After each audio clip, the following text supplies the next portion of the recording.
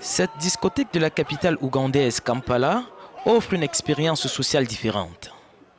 Plus connue comme des discothèques silencieuses ou des raves silencieuses, ce genre de club distribue des casques sans fil pour permettre aux fêtards d'accéder à diverses playlists. Les amateurs de boîtes de nuit peuvent danser toute la nuit en silence. Il existe environ 10 discothèques silencieuses à Kampala et ce nombre devrait croître. On a commencé avec 150 casques. On devait en obtenir plus. Alors nous en avons eu 300, puis 30. C'est devenu très peu. On en a alors eu 500, ce qui est devenu juste. Maintenant nous avons 800 casques. En fait, ce business fonctionne car, dans un sens, les gens passent un bon moment grâce à une seule chose. Vous avez une relation étroite et personnelle avec la source d'où provient la musique que vous écoutez.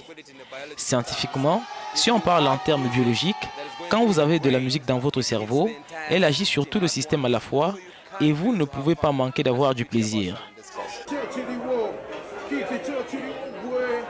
Les raves silencieuses existent depuis quelques années, en commençant avec une seule chaîne de musique.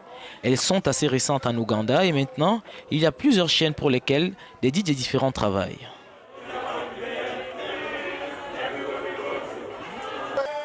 En fait, tu prends le contrôle de ta propre musique pour t'amuser. Si tu viens en groupe avec tes amis par exemple et que tu n'arrêtes pas de leur dire « passe celle-ci, passez celle-là », c'est drôle. Les amateurs des boîtes de nuit silencieuses affirment que le casque peut aider à réduire le nombre de plaintes pour tapage nocturne dans les zones résidentielles.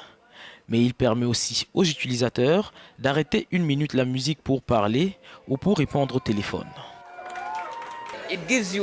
Ça vous donne bien sûr un certain sentiment de solitude, mais c'est un faux sentiment car je vois l'artiste en train de jouer pour moi.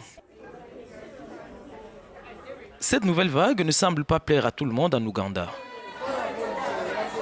Un blogueur a qualifié ces boîtes de nuit de bizarres, mais ses promoteurs affirment que c'est l'avenir du divertissement dans le pays.